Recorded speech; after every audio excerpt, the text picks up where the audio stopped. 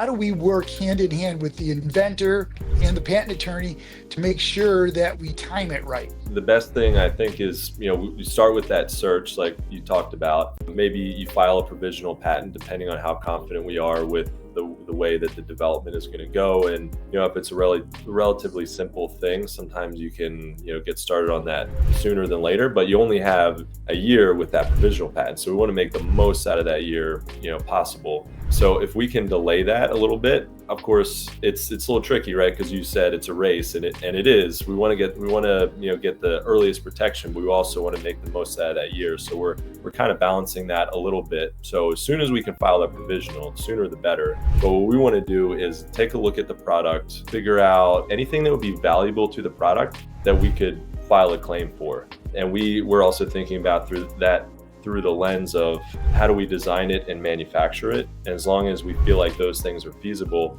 and we can work with you to figure out if those things are actually patentable, and then we can choose those features that we can actually protect. Of course, we're not going to be able to protect every feature, and that's okay. But yeah, I think just having that discussion back and forth to figure out what can we design and what can we make, and then also does that align with what can be protected.